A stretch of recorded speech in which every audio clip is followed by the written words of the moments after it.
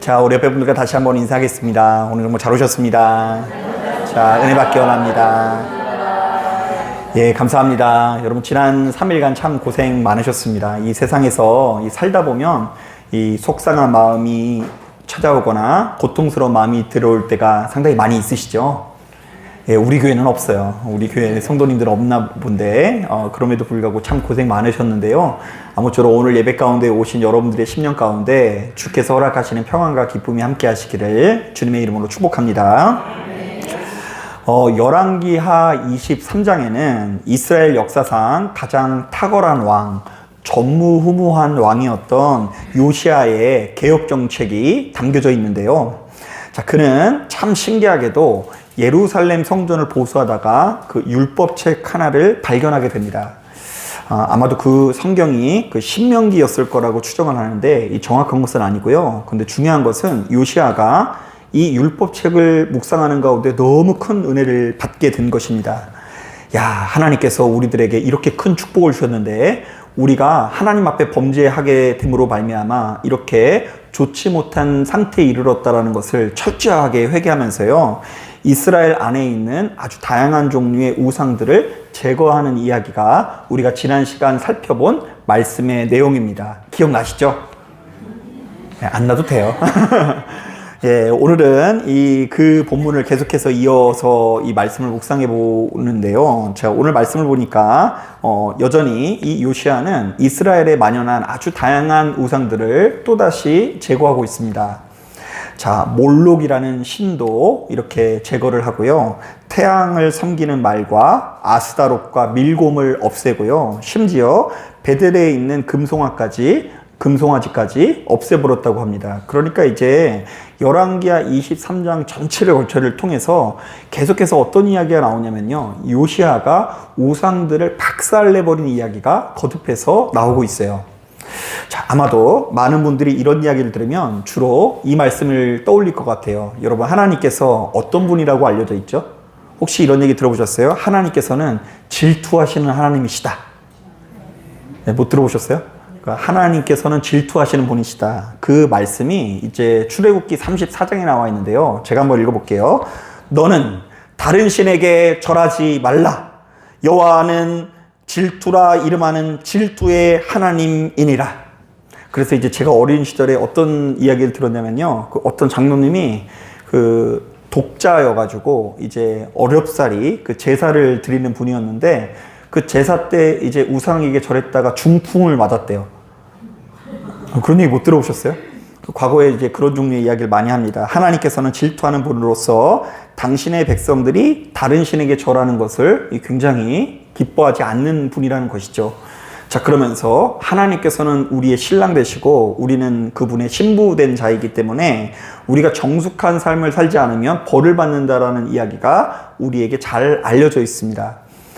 자, 그런데 이 본문의 내용을 제대로 이해하기 위해서는 하나님께서 질투하신 분이시다 뭐 이렇게 기억할 것이 아니라 하나님께서 이스라엘 백성들과 맺은 언약 내지는 계약에 대해서 알아야 됩니다. 자, 한번 따라해 보겠습니다. 하나님께서 이스라엘 백성들과 계약을 맺으셨다.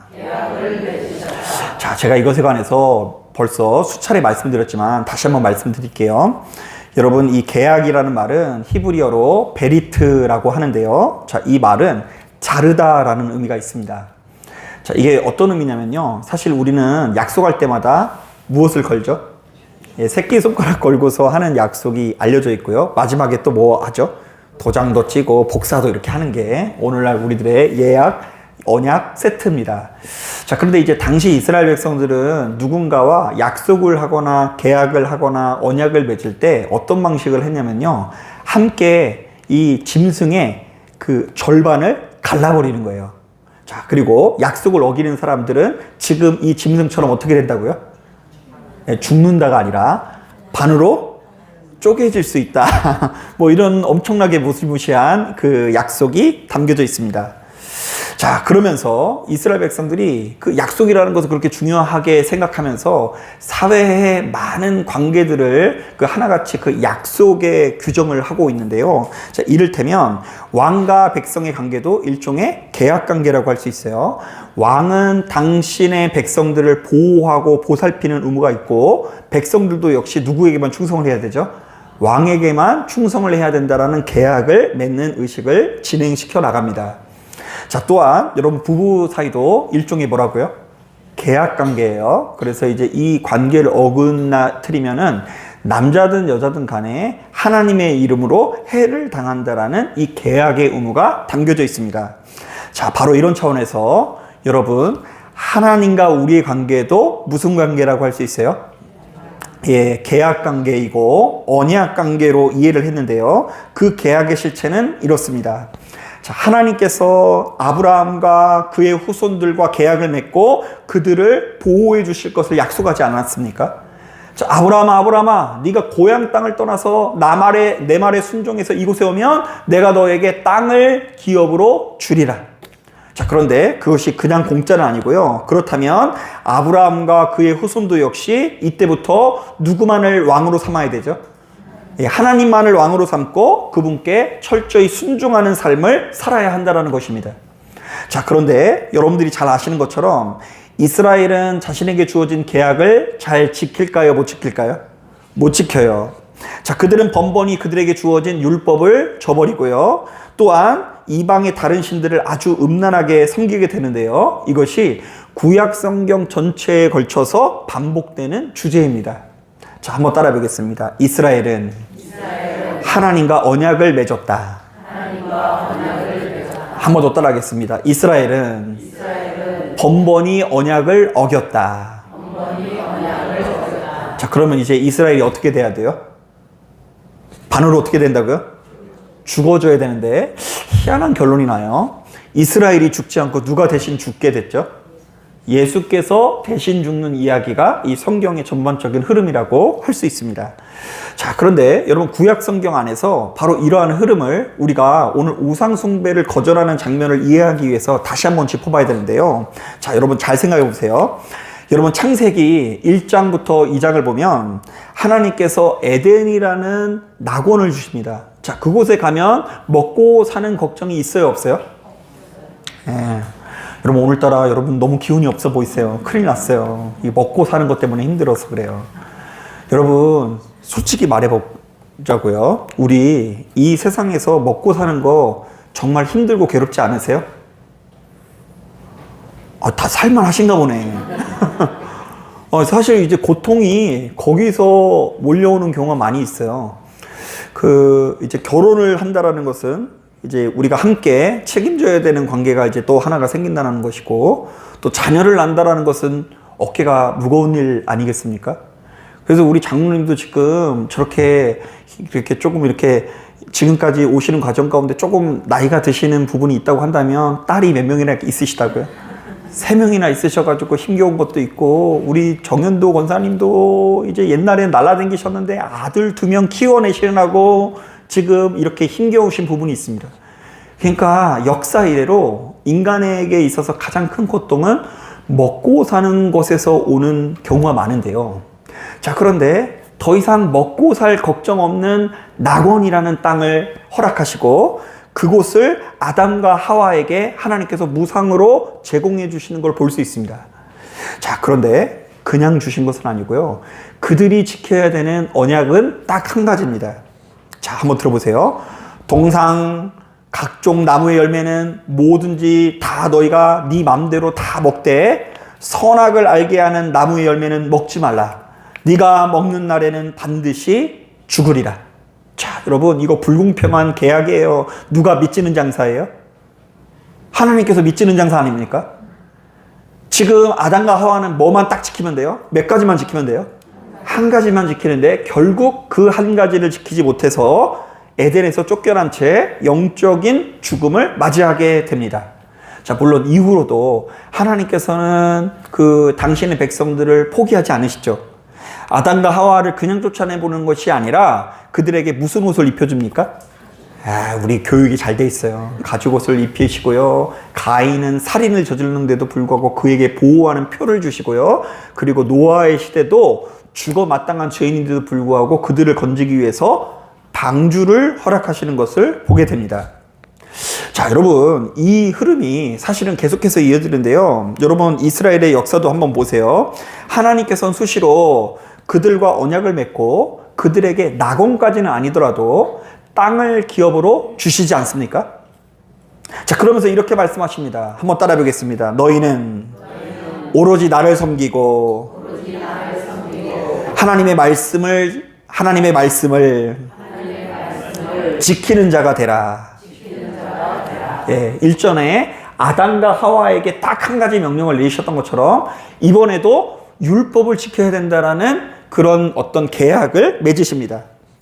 자, 하지만 이스라엘 백성들은 하나님과 맺은 계약서 자체를 휴지 조각으로 만들었는데요. 실제로 오늘 본문을 보니까 이스라엘 안에 여러분 우상이 많아요, 적어요? 예, 여러분 집에 가서 열왕기하 23장을 보세요. 이 요시야가 아무리 없애도 계속해서 뭐가 나타나요? 또 다른 우상이 나타날 정도로 거듭해서 우상이 나타나게 되고요. 심지어 10절을 보니까 자신이 운수가 잘 풀리기 위해서 자식의 생명을 바치는 인신제사를 드리는 아주 악한 모습이 이스라엘 백성들에게 나타나는 것을 보게 됩니다. 자, 이것이 하나님과 이스라엘 사이에 맺어진 이 언약이 얼마나 이상하게 흘러가고 있는지를 우리에게 보여주는 거예요. 자, 여러분, 이 얘기 나온 김에 한 가지만 더 해볼까요? 피곤하세요? 예, 얘기 한 번 더 해볼게요. 여러분, 공교롭게도 이 말씀과 이 적용시킬 수 있는 내용이 요 며칠 그 새벽 기도회 때 나오는데요. 여러분, 여호수아 16장부터 17장을 함께 묵상해 보면 하나님께서 이스라엘 백성과 맺은 언약을 아주 정확하게, 아주 세밀하게 100% 정확하게 이루시는 장면이 연이어 나옵니다. 자, 하나님께서 약속을 지키신다, 안 지키신다? 지키신다. 자, 먼저 여러분 창세기 48장을 보면 좀 이상한 축복이 나오는데요. 야곱이 요셉의 두 아들인 에브라임과 므낫세에게 축복을 하는데요. 사실 엄연히 따졌을 때는 장자가 므낫세여서 므낫세한테 무슨 손으로 안수를 해야 돼요? 예, 오른손으로 안수를 하고 차람한테는 왼손으로 이렇게 안수를 하는 것이 이스라엘 전통인데 이상하게 바꿔서 이제 예언하는 장면이 나옵니다. 자, 이 야곱이 그 장남이 므낫세에게는 왼손으로 이렇게 안수를 하고 그 반대로 이렇게 해서 이렇게 오른손을 차남한테 이렇게 안수하게 됩니다. 자, 여러분 막상 여러분 송구영신 예배 때 제가 아드님들 놓고 그렇게 기도하면 좀 기분 나쁠 것 같지 않아요? 차남한테 이렇게 복의 복을 더하여 주시옵소서. 자, 여러분 이거 자체가 어떤 의미가 있냐면 동생 지파인 에브라임이 먼저 땅을 기업으로 받고 형 지파인 므낫세는 나중에 받게 될 것이다. 그리고 누가 더 잘 나가게 될 거라는 이야기예요. 에브라임이 더 잘 나가게 될 것에 대한 예언인데요. 자, 수백 년 뒤에 여호수아서에서 정확하게 이루어집니다.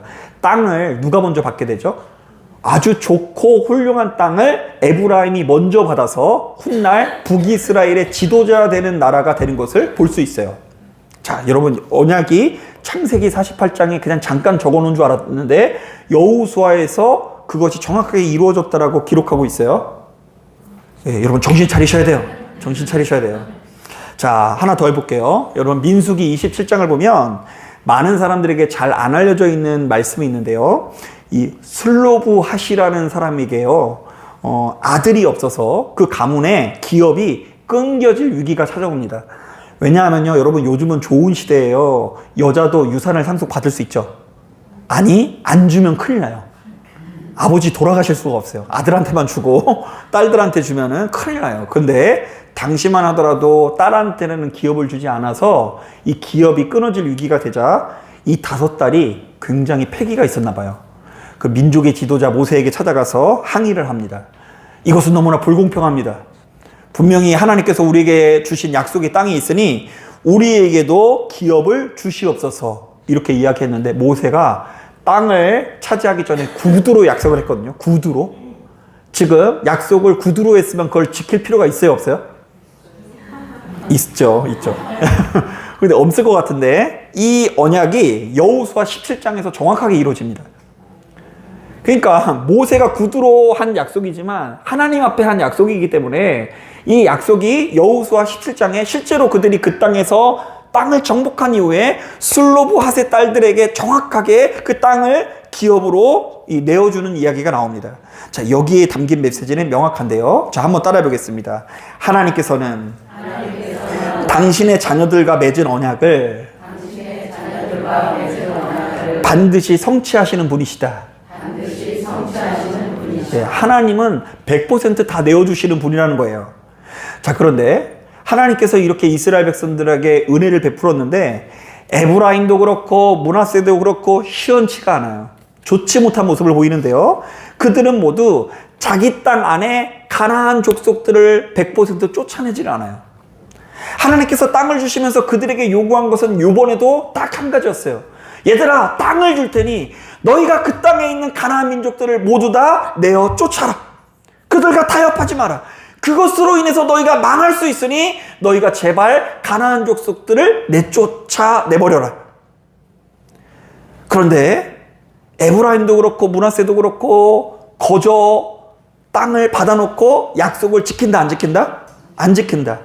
모두 가나안 족속들을 완전히 쫓아내지 않고요. 심지어 므낫세의 경우에는 그들을 쫓아내는 능력이 있음에도 불구하고 그들에게 조공을 받는 선에서 적당히 타협하게 됩니다. 자, 머리가 좋을 수 있어요. 여러분, 그냥 쫓아내는 게 이득이에요? 아니면 그들을 그냥 살게 하고 월세를 받는 게 이득이에요?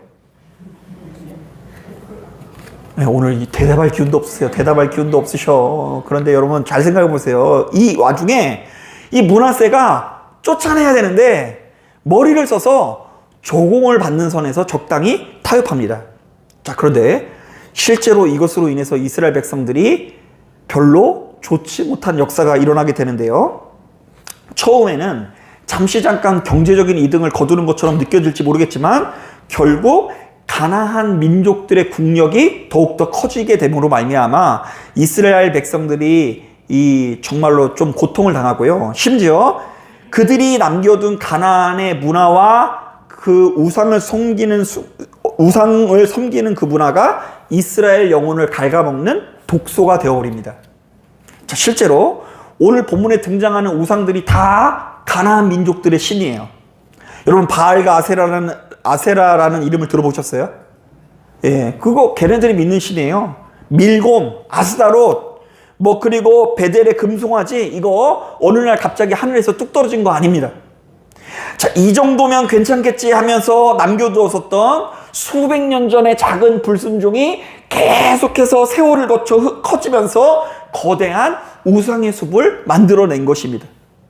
자, 그러니까 여호수아서에서 므낫세가 가나안 민족들을 쫓아내지 않고 그들에게 조공받는 것을 선택했더니 그들이 그 땅에 남겨져서 지금 거대한 우상의 숲을 이루었다. 자, 바로 이런 상황 속에서 이제 이스라엘 백성들은 어떻게 될 수밖에 없어요? 망할 수밖에 없어요. 망할 수밖에 없어요. 실제로 이 요시아가 등장하기 이전에 왕이 므낫세인데요. 신기하죠? 여호수아서에서 그 하나님 앞에 불순종하고 타협한 지파의 이름이 뭐였다고요? 므낫세였는데 요시아가 잠깐 선하게 했고요. 요시아 전에 아주 악을 행했던 왕의 이름이 그 므낫세인데요. 그 이후에 하나님께서 이런 표현을 쓰세요. 내가 므낫세의 그 악행을 기억하사 남유다 왕국의 수명이 그리 길지 않을 것이다 라고 말씀하세요.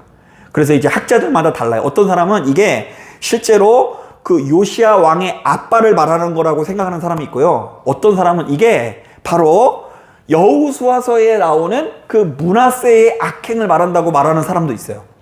무엇이 맞을까요? 몰라요. 몰라요. 중요한 것은 오늘 이스라엘 백성들이 망하게 된 것이 요시아가 남유다 왕국이 망하기 직전에 발악을 하면서 그 땅을 정화시키려고 노력했지만 결국 그 땅에서 우상 숭배하는 것을 완전히 제거하는 것에 실패하게 되었다. 하나님과 우상을 이스라엘 백성들이 이렇게 겸하여 섬기게 되었다라는 메시지를 전하는 거예요.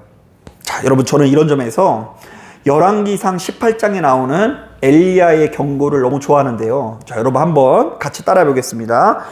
너희가 어느 때까지 둘 사이에서 머뭇머뭇하려느냐. 한 번 더 따라하겠습니다. 여호와가 만일 하나님이면 그를 따르고 바알이 만일 하나님이면 그를 따를지니라. 엘리야의 요구가 여러분들을 향한 요구예요. 자, 하나님을 정말로 여호와께서 하나님이면 그분에게 속해서 그분의 뜻을 따르고, 바알이 만일 하나님이면 그에게 속해서 그를 따라야 된다. 그러니까 둘 사이에서 이렇게 왔다 갔다 거리게 하면서 양쪽에 발을 거치는 신앙생활을 해서는 안 된다라는 이야기를 하는 거예요. 언제부터요? 창세기에서부터. 창세기에서부터 열왕기 하에 이르기까지 이스라엘 백성들아, 너희와 나의 관계는 언약 관계이다. 계약 관계이다. 너희와 내가 언약을 맺고 내가 너희를 지금 보호하고 있다. 땅을 줬다. 그런데 너희는 그 땅에서 나와 언약을 지키지 않고 우상과 나를 함께 겸하여 섬기고 있다. 여러분, 그런데 이때 머뭇머뭇거리다라는 말이요, 참 재밌는 말인데요. 이 머뭇머뭇거리다라는 말이 이런 뜻이 있습니다. 마치 다리를 저는 것처럼 이쪽 저쪽으로 비틀거리다. 자, 여러분 혹시 술이 많이 취한 사람들 걷는 거 보셨어요? 주변에 그런 사람 없어서 모르죠. 술 많이 취한 사람들은 막 왔다 갔다 거리잖아요. 이렇게 비틀비틀거리면서 가는 게, 그게 머뭇머뭇이에요. 그리고 두 가지 선택지에서 깡충깡충 거리다라는 의미가 있는데, 이게 토끼의 움직임에서 나왔다라는 말도 있더라고요. 이게 뭐냐면, 토끼가 도망가는 거 가만히 보면 그냥 이렇게 가지 않고 왔다 갔다 거리면서 간대요. 안 잡히려고. 토끼 뛰어가는 거 못 보셨어요? 그렇대요. 하여튼 그 왔다 갔다 거리는 거. 그런데 이 참 날렵하게 살아남으려고 하나님을 믿었다가 세상으로 갔다 하나님으로 갔다, 이렇게 왔다 갔다 거리는 사람들은 목적지에 도달할 수 없다라는 것을 경고하는 말씀인 것입니다. 자, 머뭇머뭇거리고 자신의 소속을 분명히 여기지 않는 사람들은 목적지에 도달할 수 없다. 여러분, 바로 이런 점에서 최근에 참 은혜로운 이야기를 들었는데요. 여러분, 헐리우드의 대배우 덴젤 워싱턴이라는 배우를 아십니까? 그 흑인 배우인데요. 되게 유명한 배우예요. 아카데미상도 수상한 연기파 배우인데요. 이 할리우드의 대배우 덴젤 워싱턴은 사실은 목사님의 아들로서 어린 시절부터 교회 문턱을 아주 닳도록 드나들던 사람이었습니다. 자, 하지만 그는 이렇게 고백을 합니다. 나는 평생 교회 안에 있었지만 사실은 오랫동안 머뭇머뭇하는 삶을 살았다. 자, 지금 목사님의 아들이고 이분이 20대 때 아주 뜨거운 성령 체험을 했다라는 그 간증도 수시로 했었어요. 그런데 사실은 하나님과 세상 사이에서 어떻게 했다고요? 머뭇머뭇거리고 왔다 갔다 거렸다. 왜 그런 거 하니 가만히 들어보니까 그도 그럴 만한 것이 뭐냐면요, 이분은 그 할리우드에서 화려한 성공을 거두고요, 아카데미상을 타고요, 그리고 그로 인해서 재산이요, 여러분 놀라지 마세요, 수천억에 이르게 됩니다. 3천억 정도 돼요. 배우인데 재산이 얼마라고요? 3억만 주지. 3천억을 잃었으니까요, 이 사람 좀 왔다 갔다 거릴만 하지 않나요? 예?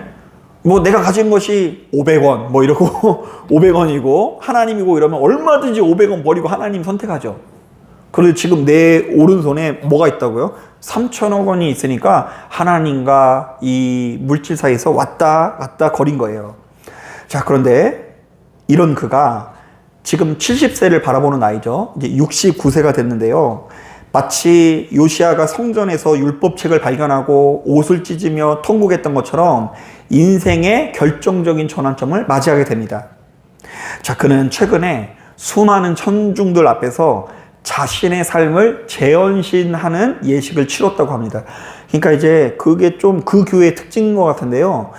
그 교회는 재헌신 예식이라는 것이 있는데, 겉으로 봤을 때 그게 이제 세례 받는 것 같이 형식이 되어 있어요. 우리는 이제 세례 딱 한 번 받잖아요. 그런데 그 교회에서는 재헌신 예 이렇게 해가지고 이렇게 세례처럼 예식을 주는데요. 이제 그때부터 이제 이 사람이 새로운 삶을 살겠다라고 결단하는 거예요. 그런데 그때 그 머리에 세례 비슷하게 안수를 받은 다음에 이렇게 고백을 했대요. 인생을 축구 경기에 비유한다면 나는 이제 마지막 사쿼터 경기 종료 44분 전과 같은 시간을 살고 있습니다. 나는 이제 더 이상 할리우드의 스타가 아니라 오직 하나님의 종으로 남은 인생을 보낼 것을 약속합니다. 야, 이제 소속을 분명히 했어요. 69세에 이르렀어. 그러니까 그 밑에 댓글이 있더라고요. 뭐냐면 놀 거 다 놀고 죽을 때 되니까 이제 하나님께 속하냐 뭐 이런 말이 있더라고요. 그런데 이제 여러분 그렇게 볼 게 아닙니다.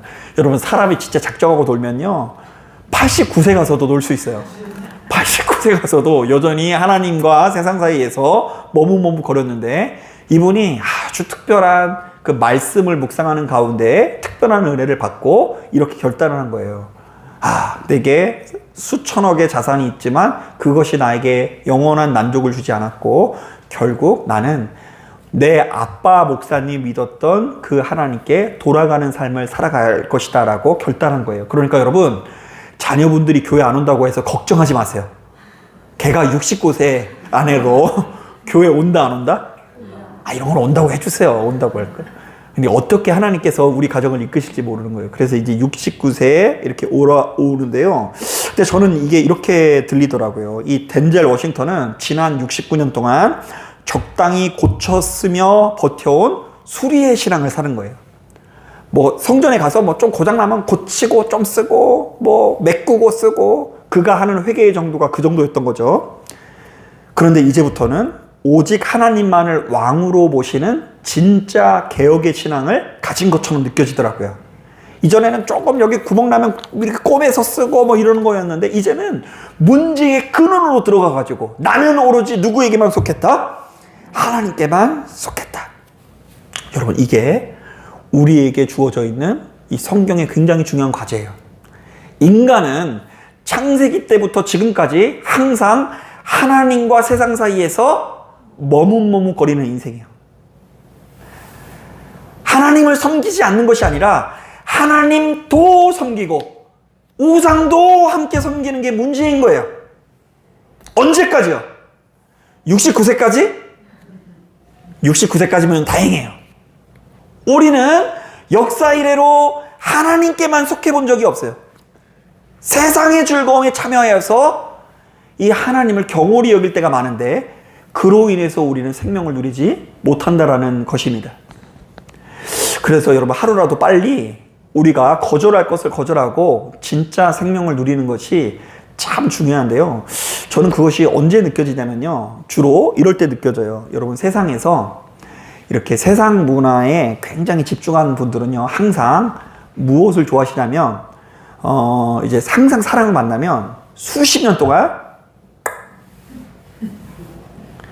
이거 알아듣시는 분이 있으셔야 되는데 사람 모여서 뭐 한다고요? 예, 사람들 모여가지고 이제 그 술을 굉장히 좋아하시는 분들이 있어요. 근데 이분들은 어떤 분들이냐면 아침에 일어나서 어제 술을 너무 많이 먹어서 속이 아파요. 그러면 뭘 해야 돼요? 또 그때부터 더 술 먹어야 되는 거예요. 이게 좀 딱 먹으면 좀 풀린대요. 그리고 이렇게 그게 풀리고 또 여행 가서는 가족들이랑 여행 가면 가족들이랑 먹고 친구들이랑 가면 친구들이랑 먹고 이런 상태에서 이제 하여튼 놀러 가면 뭐 먹어야 되고 술 한잔 먹어야 되고 그리고 맛집 가면 뭐 먹어야 되고 그렇게 살아오셨는데 어느 날 교회를 갔는데 우리 권사님들 집사님들 말은 참 재밌게 하는데 결정적으로 뭘 안 먹어요? 술을 안 먹으니까 재미가 없는 거예요. 이게 그냥 술이 들어가야 노래가 나오는데 우리는 성령에 취해서 노래가 나오죠. 성령 받아라 성령 받아라 이 얘기 나와야 되는데 이분은 성령 받을 필요가 없어요. 오직 뭐가 필요해요? 이게 들어가야지 그냥 성령이 아니라 더한 것도 막 나타나가지고 막 펄쩍펄쩍 튀면서 하는데 그래서 그 사이에서 왔다 갔다 거리시는 분을 제가 본 적이 있어요. 여성교회 가서 노는 것도 참 좋지만 이쪽 가서 뭐 먹는 거예요? 이 사이에서 이것을 완전히 버려내지 못하고 그것으로 괜히 고민하시더라고요. 그러니까 이제 실제로 뭐 여성교회에서 어디 가고 놀러 가고 그러더라도 그 맛있는 거 앞에서 입에서 벌써 뭐가 막 부른데 막 땡긴대요. 막 특히 해 떨어질 때쯤 되면은 이 마음속 깊은 곳에서 딱 몇 잔만 했으면 좋겠다. 네. 그래서 그 교회 문화에 참여하지 못하고 하나님의 뜻에 이르지 못하는 분을 볼 때, 야, 이게 진짜 단방에 이루어지는 문제가 아니구나라는 것을 제가 많이 느끼게 됩니다. 자, 그런데 여러분, 술뿐만 아니에요. 일평생 돈돈거리며 살아가는 분들은요, 이 손에 돈을 엉켜쥐고 하나님을 섬기려고 그 뜻에 이르지 못할 때가 많이 있고요. 출세든 명예든 간에 우리는 좌우지간 지금껏 우리를 괴롭히는 그 무엇인가를 좀처럼 벗어내지 못하는데요. 제가 수시로 인용하는 그 뇌과학자의 말이 이런 거죠. 사람은 항상 옳은 감정을 선택하는 것이 아니라 무엇을 선택한다고요? 익숙한 감정을 선택을 한다. 나는 지금 이 말씀을 들어서 알았어요. 이제 무엇이 옳다고요? 누구한테 속하는 게 옳다고요?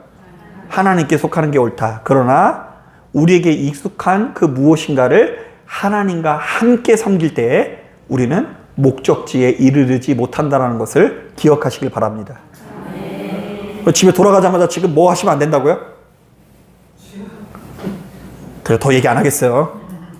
오늘 은혜 받은 상태에서 너무 은혜 받아가지고 또 한잔 하시면 안 돼요. 그래서 제가 이게 때문에 얼마나 어려운지, 그냥 과거에 우리 한 집사님이 그냥 예배 때 은혜가 너무 되면은 집에 가가지고 또 한잔 하시고 또 홍도야 울지 마라 이렇게 막 하면서 또 이렇게 아내한테 여보 내가 미안해 이러면서 갑자기 무릎을 꿇고 그 잘못했다 막 이러는데 다음날 기억을 못해요. 문제는 뭐 그래가지고 이놈의 사람이 맨날 교회만 갔다 오면은 더 심한 것 같다고 막 이렇게 얘기를 한 것을 들은 적이 있는데요.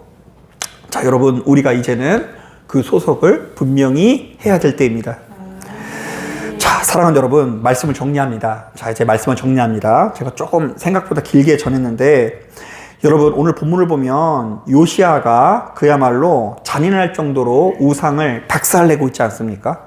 23장 전체를 우리가 묵상해 보면서 여러분, 이 사람이 어떤 우상들을 이렇게 제거를 했는지 동그라미를 쳐봐도 참 예루살렘이 가관이었다는 걸 알 수 있어요. 뭐 그곳에 엄청나게 우상이 많았는데 그것을 잔인할 정도로 요시아가 박살내 버립니다. 왜 그러냐면 적당히 남겨둔 우상은 반드시 독이 되기 때문입니다. 자, 그렇다면 요시아가 베델의 금송아지를 박살내었듯이 우리도 이제 결단해야 되는데요. 하나님과 맺은 그 피의 언약은 우리에게 전부를 요구한다는 것을 기억하시길 바랍니다. 그러므로 이제는 적당히 고쳐 쓰는 수리 정도의 신앙은 좀 벗어버려야 돼요. 자, 여러분, 우리가 지금껏 왕년에 회개를 했다 안 했다? 회개했어요. 그래서 적당히 고쳐서 쓰는 신앙으로 여기까지 왔어요. 자, 그런데 이제는 요시아처럼, 그리고 인생의 사쿼터에 모든 것을 건 이 덴젤 워싱턴처럼 우리 삶의 우상을 가루로 만들길 바랍니다.